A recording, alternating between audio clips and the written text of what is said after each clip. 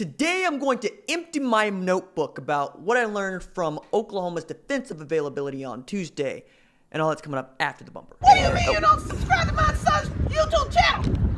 Mama, no! Just snap the damn ball, RJ. What's up, kid folk? It's RJ Young. I am not on a step mill. Consider hitting the like and subscribe button because I upload a video every single day. So it's O-related, college football related, sports related. We have a good time. And today I'm going to empty my notebook about what I learned at Oklahoma's defensive availability on Tuesday. Of note, Alex Grinch spoke at length about the defense, and he hit on a couple of guys that he wanted to highlight. One of those is LaRon Stokes, Tulsa's own LaRon Stokes, homeschooled LaRon Stokes, who went to NEO, set the world on fire, picked up an offer from Oklahoma late, was one of those defensive recruits that Lincoln Riley closed on by himself on the promise of bringing in a defensive coordinator that everybody would want to play for and that understands the game. That guy was Alex Grinch, and everybody was starting from zero, from scratch with Grinch, specifically as it relates to the scheme.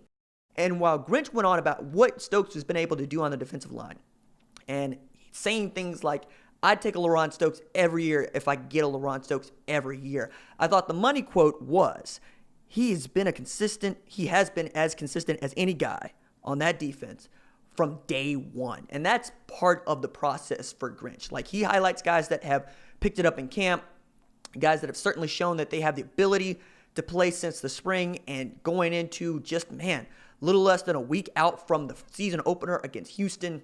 Defensive line had been an issue last year from the standpoint of getting pressure, getting into the backfield.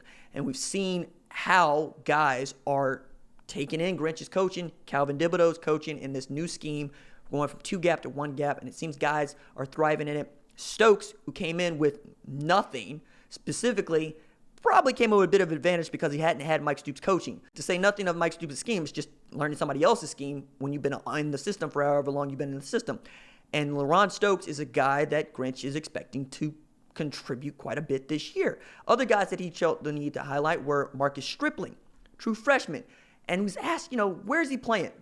Is it strong side defensive end on the left side like a Ronnie Perkins, or is it rush in like we think of Jalen Redmond? And he said, I'm asking that guy to do a lot of things. I'm asking him to play edge. And I think that means he's getting looks at both sides. And with his body and with his speed, I can understand that. Marcus Stripling is 260 pounds with a skinny waist and skinny ankles.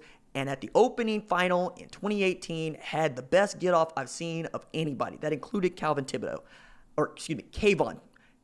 Thibodeau, not Calvin Thibodeau. Kayvon Thibodeau, who's a freshman at Oregon. Excited to see him play against Bo Nix in Oregon versus Auburn to open the season. But I thought Marcus Stripling was a guy that was going to go to A&M, and then Lincoln Riley pulled a rabbit out of a hat when Marcus Stripling put on the hat. And Marcus Stripling is apparently a guy that Grinch believes can help him and has tremendous upside, has a very high ceiling. Other guys that Grinch thought were playing well, John Michael Terry at the rush end position, a guy we hadn't heard hide nor hair of, who all of a sudden started making plays in training camp. I would really enjoy it if this was the position for which we get to see John Michael Terry play defensive football, because he's played a lot of special teams. But he went from playing inside linebacker to outside linebacker. He's kind of stuck at outside linebacker, but kind of got buried on the depth chart. Be interesting to see how much he plays, if he plays against Houston, and how he gets deployed. Another guy that Alex Grinch wanted to highlight was Nick Bonito, who's had a tremendous training camp. He said Bonito might have one good day for every 3 bad, or had one good play for every 3 bad plays that he had during the spring, and that ratio has flipped. So now for every 3 good plays, he has 1 bad play, and that's what you want to see from a guy who was an All-American coming in as a freshman last year. We'll see how much he contributes at that rush-in spot.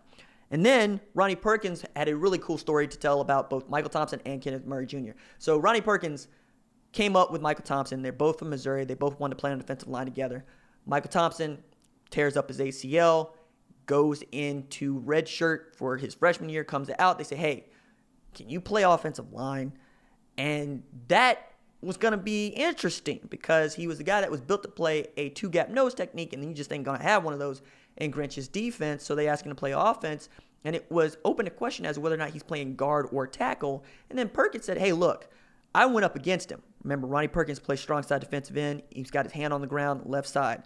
And that more or less tells us that Michael Thompson, at least on this play, maybe during practice, has been playing that right offensive tackle position. And he was so good that he put Ronnie Perkins on the ground, face planted him a couple times. And he was saying, hey, look, he got the better of me in that particular play, but I'm excited to see what he's doing. I know that they're getting better. I know that they're getting good because I'm having a hard time getting around him. Really interesting comments from Ronnie Perkins about Michael Thompson and what he's been able to do. And he told a story about Kenneth Murray Jr., who apparently is extremely fast. I have been very high on what Kenneth Murray Jr. can do as a linebacker from jump. I liked him as a freshman. I like him more as a sophomore, even as we talk about him having 155 tackles. People are like, yeah, 28 against Army. He can't chase the ball down. Doesn't get tackles for loss. Yeah, well, check this out. Ronnie Perkins lines up with his hand on the ground. Kenneth Murray Jr. lines up in the second level. Play goes to Ronnie Perkins' side. Ronnie Perkins thinks, cool, I'm about to get off this block, go make a play. Kenneth Murray Jr. beat him to the tackle. That's how fast Kenneth Murray Jr. is. And that's how well he has learned to shoot gaps and get to the ball carrier. Things that people wanted to see, things that I thought he would see. I'm excited about watching Kenneth Murray Jr. play. I'm excited about that linebacking core because it is extremely deep. Alex Grinch went out of his way. First thing he said was Ryan Jones is that dude. Like Ryan Jones has taken a tremendous step over the last week. Things are starting to click.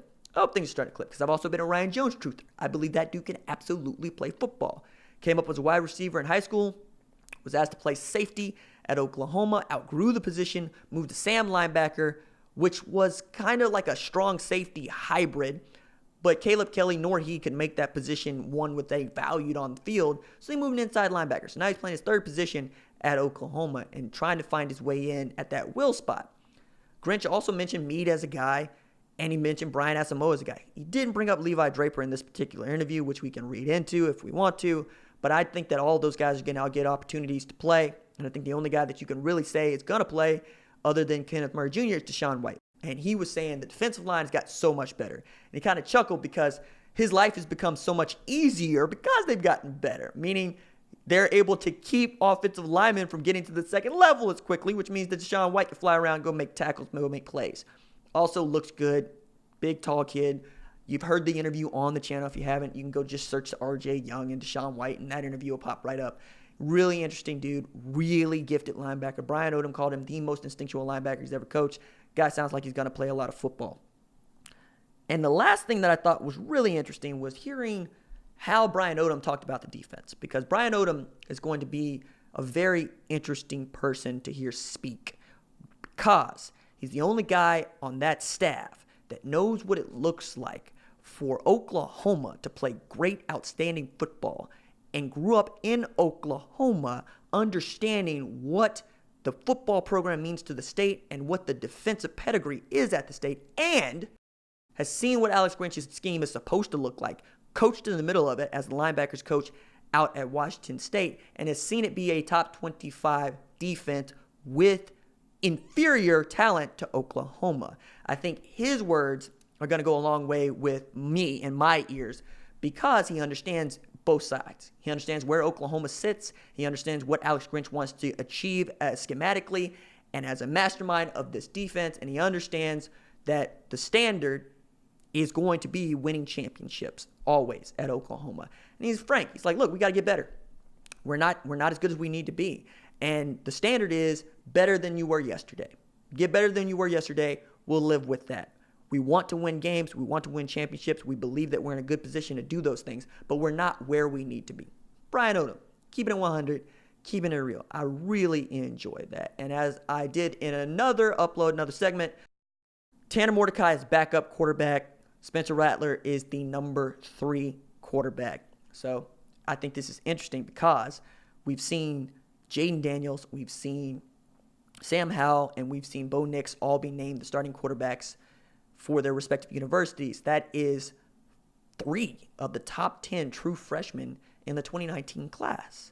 A class that most people didn't think were going to have pretty good freshmen. It turns out those guys are week 1 starters.